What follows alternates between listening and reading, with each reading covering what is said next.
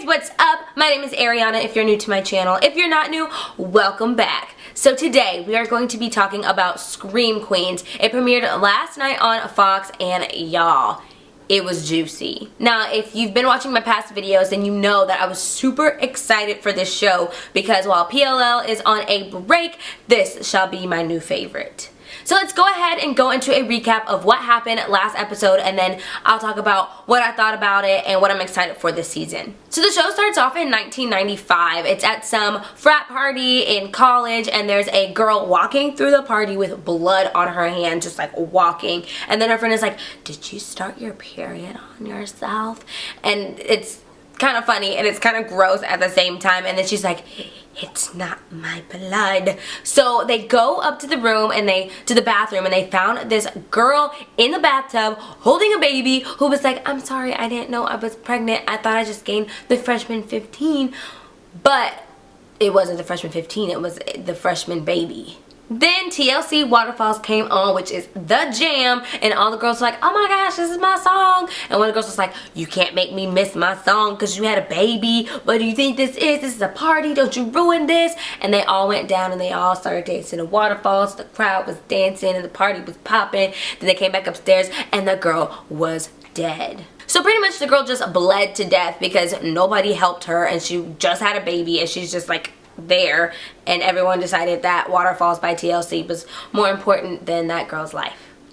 So we fast forward to 2015, and there's a girl who is played by Emma Roberts. Her name is Chanel, and she's the queen of Kappa Kappa Tau. Now she has 3 minions: Chanel number 2, Chanel number 3, and Chanel number 5. This is Ariana Grande, a new actress who I can't think of her name right now, and Abigail Breslin. Those are the minions. And then there is a Chanel number 4 who died from meningitis, and yeah, that was the end of her tragic story. Then they have this housekeeper who I'm immediately thinking, oh my gosh, Dorota, like that is the new Dorota. And Chanel calls her white mammy because she says she's like a slave, and she calls her white mammy because mammy is like, yeah. So Chanel is there messing with white mammy and telling her to say old like slave things or whatever, and she's like, "Oh, the dean wants to see you in her office." So Chanel goes to the office, and there is Jamie Lee Curtis, aka Dean Munch, who is dean of the school. So Dean Munch is just talking about how she hates sororities and she doesn't know why they exist, and she just kind of brings up like old bad incidents that happened, and she brings up some girl named Melanie Dorcas, and she was the old queen of Kappa Kappa Tau, but she ended up dying from a bad spray tan incident, and Chanel was the one who was supposed to spray tan her, and she got like the spray tan ready or whatever, and they got into this like a little like mini argument, and Melanie was like, "You cannot come on my dad's jet to spring break," and Chanel's like, "No, well, can I at least still give you your spray tan?"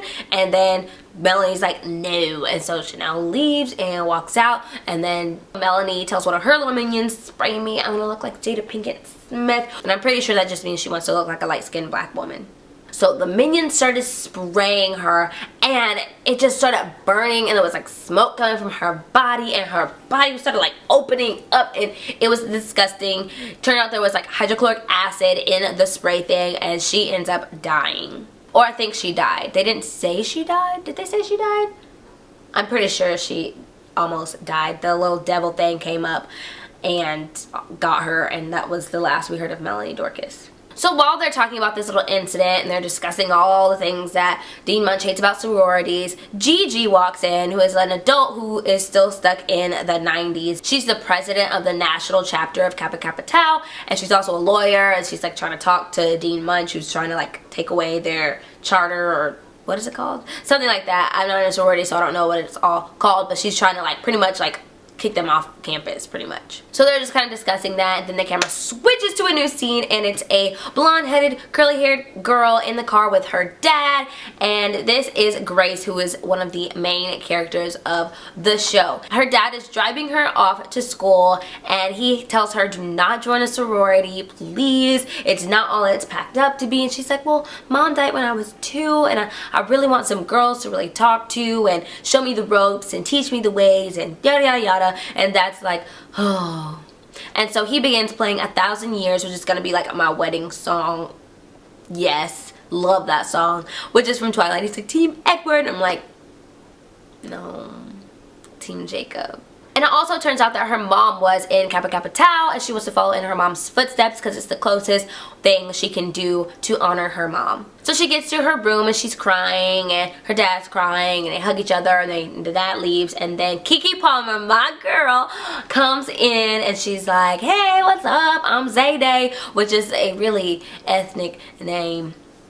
They couldn't have named her like Kimberly or Stacy. She's from Oakland. She's super sassy. She has the best one-liners in the entire episode. Kept me rolling, kept me laughing, and she is pretty much the, not even pretty much, she is the token black girl of the series. So Grace convinces her to rush Kappa Kappa Tau with her. She's like, I don't know. But then she's like, well, I want to be the first black woman president, so I guess I should, because if I'm president of Kappa Kappa Tau, then I can be president of the United States. So she decides to rush. So that night was the first night of, I guess, Rush Week, and it's a huge party going on in the house. There's a ton of girls, and then Dean Munch is like, hey, listen here, you have to accept everybody that wants to join your sorority. Open to the public. And then all the girls get mad, and they literally run out of the place, and everyone's like, I don't want to rush this place, it's open to the public.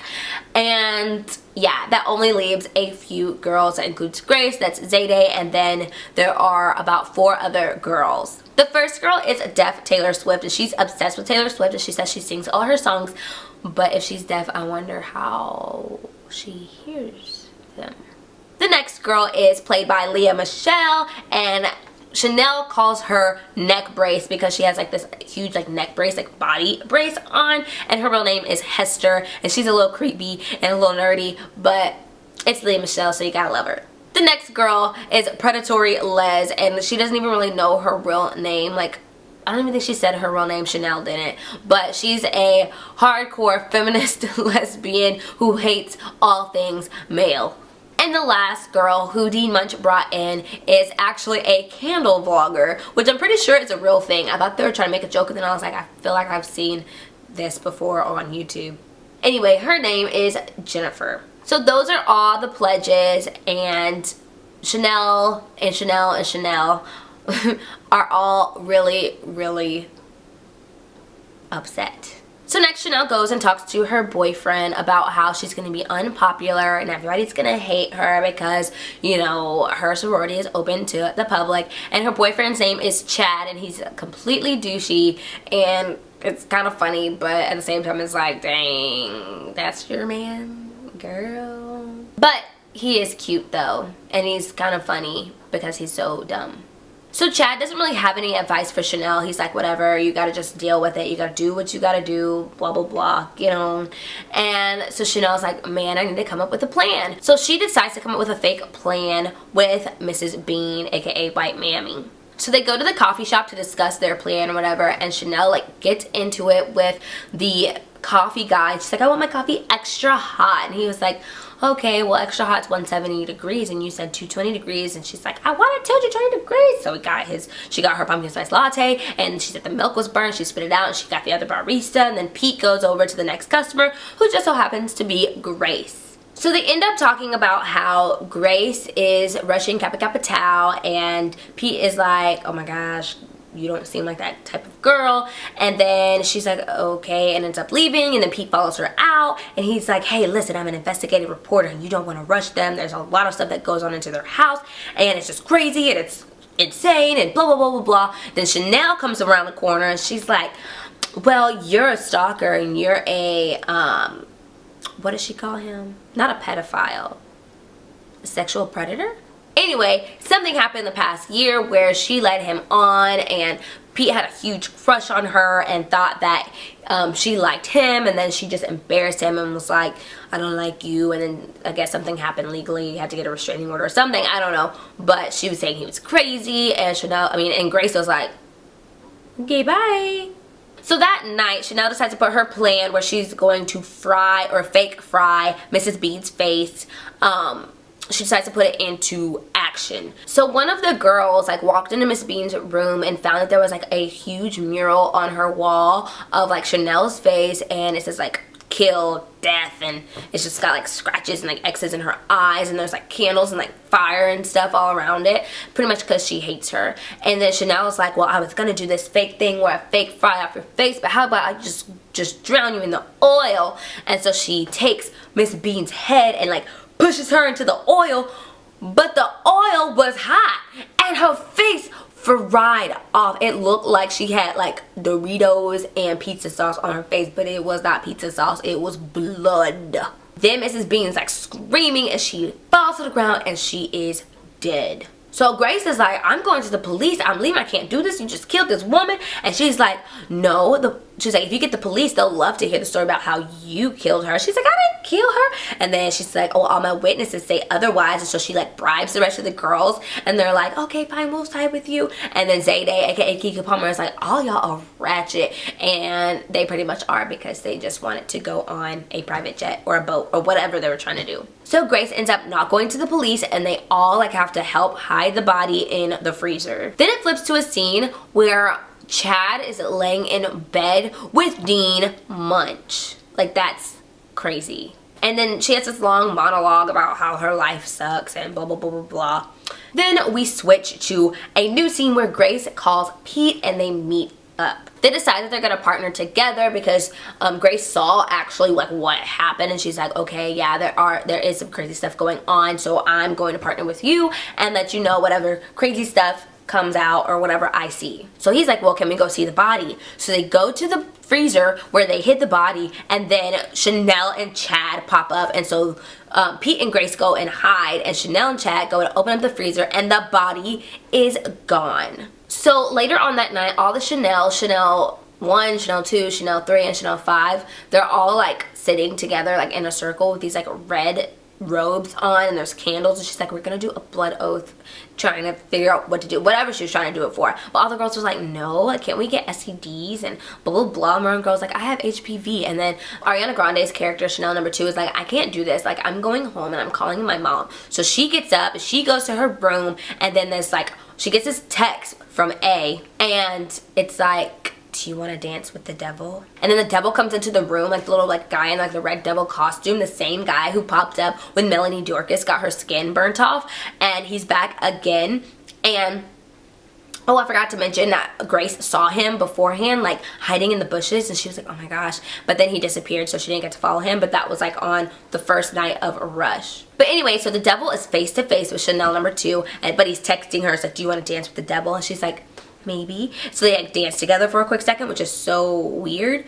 And then he's like, okay, he texted her, okay, I'm gonna kill you now. And she's like, and she's like, please, no, stop, stop. So they end up fighting, and then he like stabs her, she falls to the ground, she's like, and she wakes up again, she's not dead, so she kicks him, he falls across the room, she runs to her computer, she's like, I gotta tweet somebody. So she started tweeting, and she was like, help me please, the red devil's killing me, he's killing me, please help me.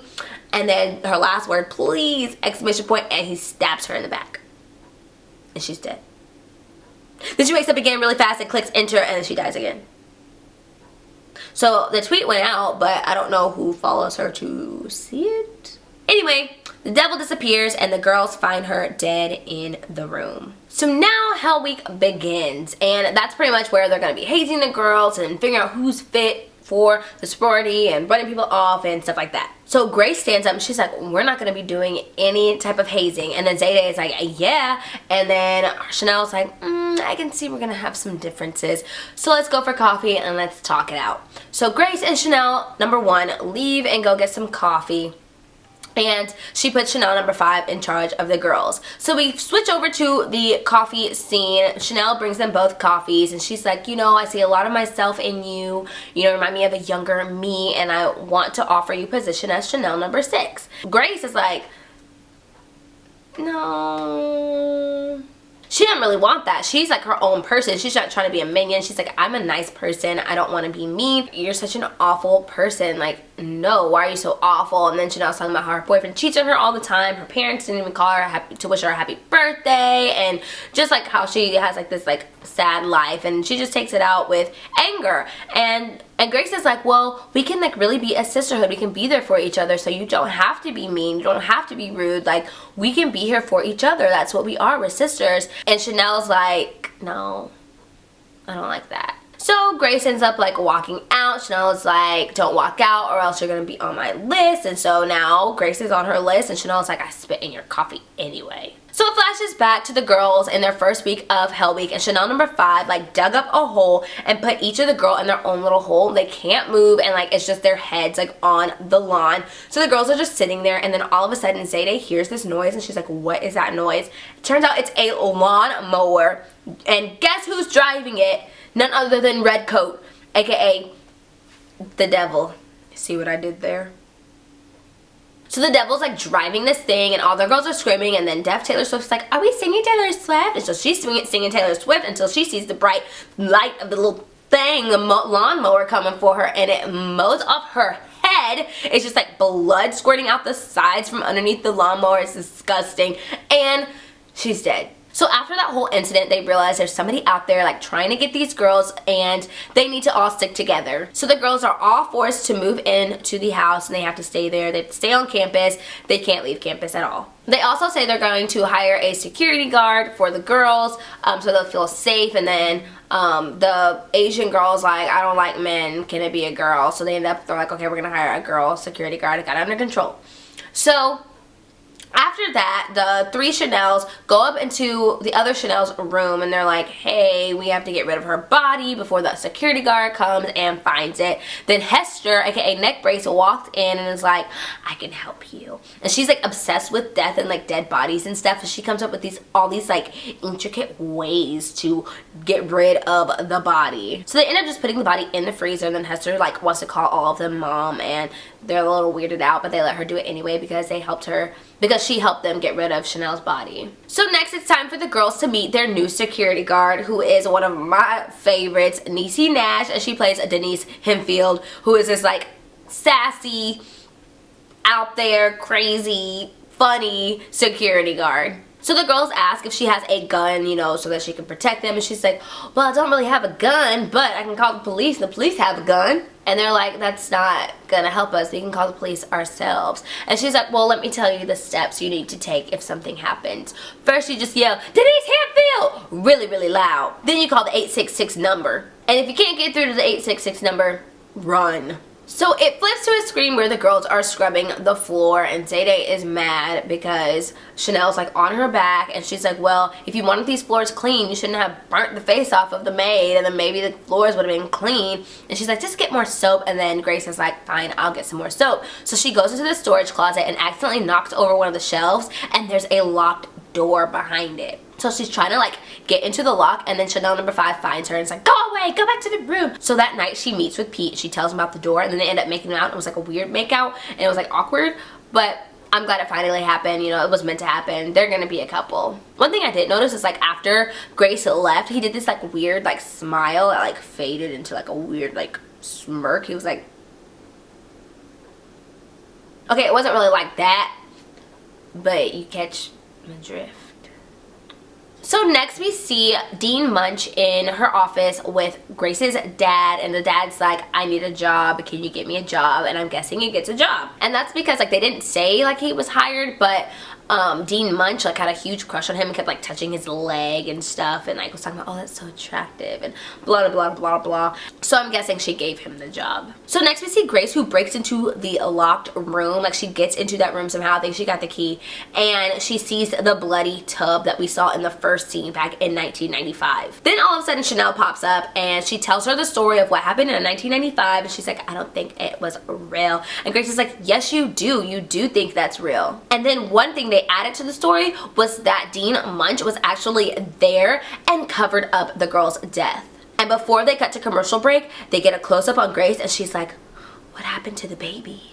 So the next scene was kind of awkward because my mom had just walked in the room. She had just gotten off of work, and it was Chanel and Chad like in the bedroom, and he's like, yeah, I want to choke you. Yeah, I like this corpse. And she's like, can you not? Like, somebody just died, and there's a murderer out there trying to get us. Like, can you not?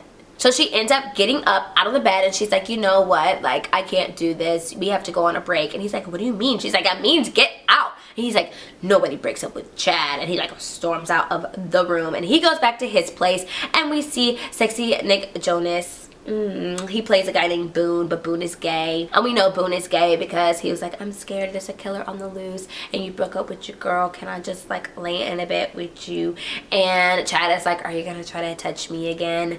And he's like, fine, no. So he gets in the bed and they like spooning and Chad's like on his like side and then Boone is like, And all of a sudden Chanel's like, I made a mistake. And she's like running up to Chad's room and she busts through the door and she finds that Chad is in bed with Boone. And she's like, oh my gosh, you're gay. And he's like, I'm not gay. Boone is gay. Don't tell anybody he's gay, but he's gay. So Chanel's like, well, I just came over here. I made a huge mistake and blah, blah, blah, blah, blah. And I just want to try it. And he was like, no, I'm breaking up with you now. And she's like, what? So she ends up getting dumped after trying to like get back with Chad and it just backfired on her. So now we're at the dean's office and somebody is trying to break in. They have like one of those things where you like make a circle and like it like pops out the circle and the circle little piece of glass pops out and we see Pete's face and he tries to like reach in and grab the doorknob and he like breaks the rest of the glass, so that whole like window just popped out.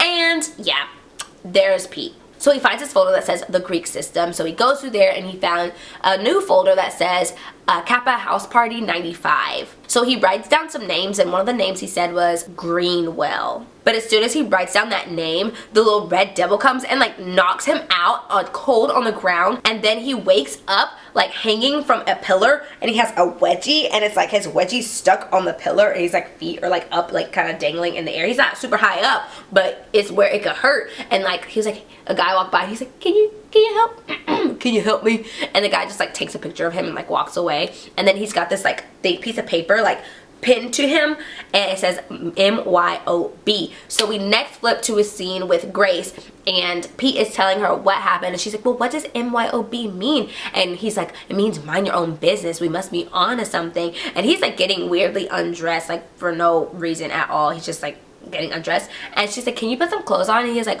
oh, I'm sorry, I guess it was just like my head from the injury. And she's like, I'll get a robe for you. So she goes into his closet, opens up his little like chest drawer thing, and there's the devil costume, like the costume that the killer has been wearing. And Grace is like, why do you have this? This is the killer's outfit. And he's like, oh, I'm just the mascot in football season. And she's like, you're the killer. And she's like, how old are you? And he's like, I'm 19, I'm gonna be 20 next month. And she's like, oh, the baby would be that age. And so she runs out and she thinks he's the baby and she thinks he's the killer and it's just craziness. And then when after she leaves, he picks up the mask and he's like looking at the mask and like smirking again, like that weird like. So next we see the Chanels at the coffee shop and Boone comes up and he's like, hey, can we talk? And in private, and Chanel's like, no. And so he's like, fine, I want to be in Kappa Kappa Tau. And she's like, okay. And then Chanel number 5 is like, no, you can't do this. And she like threatens Boone. She's like, if you try to mess us up and mess our life up and if you try to mess Chanel up like she's my best friend, I will get you. And he's like, okay. But pretty much he wants to join Kappa Kappa Tau because he's going to come out in his own time. But he's like in the golf club and the golf club doesn't want him to be gay. And so he's like, well, when I come out, I'm going to get kicked out of the golf club. So I need somewhere to go. So I'll be in Kappa Kappa Tau. And then Chanel was like, well, if you're in Kappa Kappa Tau, then I could be the first ever sorority president to let in a gay person in my sorority. And that would be awesome. And I could be a talk show host or whatever she wants to be. She's doing some kind of something. She wants to be a news anchor, I think. Yeah. So anyway, Boone walks off and he's like has this like weird smirk too while he's like walking off. It's like a smile like, my evil plan is working. So next we see Denise Hemphill sitting outside in her little surveillance car and then her friend Shendale pops up with some burgers and they're just eating the burgers and they're having a good time. Then also the dad is sitting outside sitting surveillance too. He was trying to be low key but he totally wasn't, and then Gigi saw him and she was like, oh, he's cute. I'll go talk to him. So she went to the car, they bond over like his 90s playlist and they just have a good time. So they end up driving off. I think they said they're gonna go get coffee or something like that, but they end up leaving wherever they go and we see Dean Munch there and she looks so angry because she likes Grace's dad and Gigi's making a move on him. So we move back to Hell Week again. It's time for the girls to be hazed once again. Now they're in their bra and panties and Chanel's like writing like mean terms on them in eyeliner or Sharpie or something. I don't know. But she's like writing stuff on them and making them take shots of mayonnaise. That's so nasty. That's so nasty. And then she gets to Zayday and she's like, I'm gonna get the white eyeliner for you. So she goes upstairs and she looks for the white eyeliner, and all of a sudden you hear a scream, and then Denise runs inside the house and all the girls are like, what's going on? And they meet Chanel on the stairs and she's like, that killer is up there, like he tried to kill me. And it flashes to a scene of him like trying to like throw her out the window, and she ends up like hitting him with like a drawer. And yeah, so Chanel's like, the killer's in the room, and then Chanel number 5 is like, let's get him. And then Denise is like, wait, what do you mean let's get him? The killer is upstairs and that's where you're trying to go. And she's like, yeah, we have to get him before he leaves. And she's like, girl, no, y'all are crazy. She's like, I'm gonna stay and look out, you know, I'm gonna go sit in the car. So she goes and she leaves and she's heading towards her car, and then the girls are like all upstairs and they all like grab different things. Like Grace grabbed a chair, Keke Palmer, Zayday grabbed a vase, and then Leah Michelle's character Hester grabbed like a ceramic top to a pot, and they're like walking and they go into the room and the killer is gone, but he wrote in red on the wall, it says, sluts will die. So Denise has asthma, so she slows down and she's like on her walkie-talkie. She's like, Chandel, can you bring me my inhaler?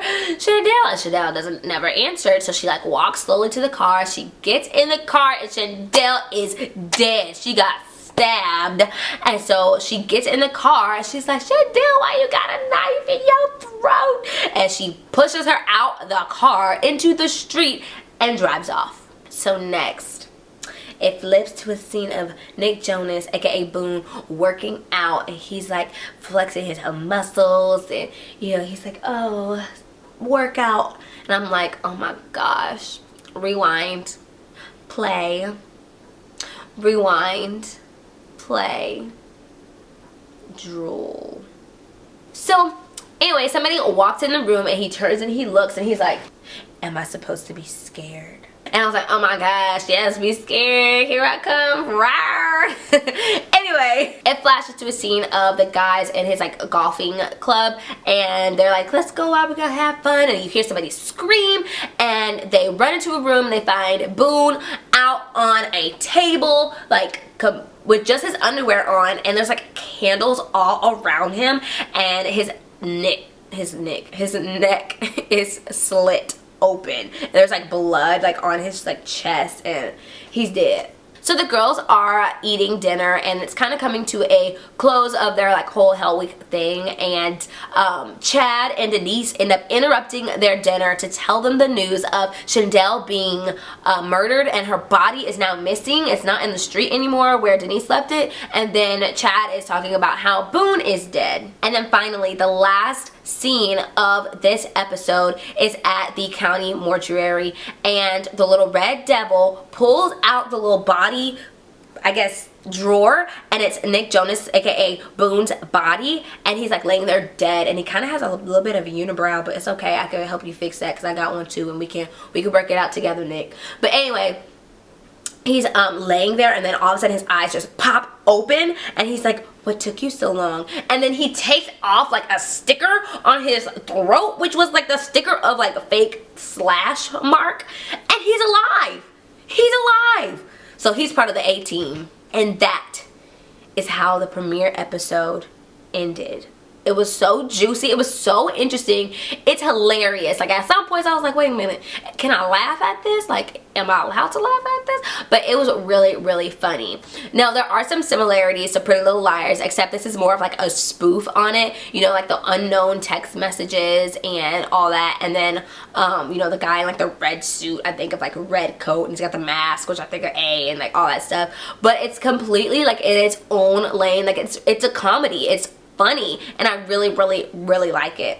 Now what I think is going to happen, I think Grace is actually the baby that was born in the tub. I don't know who the little devil person is, but I think it could be possibly somebody trying to help Grace. I don't know yet. We'll see.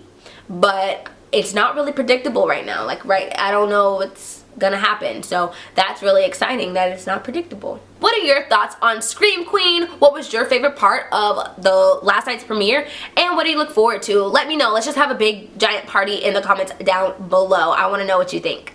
And if you guys want to see more recaps like this, definitely let me know. I'm only really doing this for the first episode, but if you guys like it enough, then I will do it for a few more episodes until you guys tell me to stop.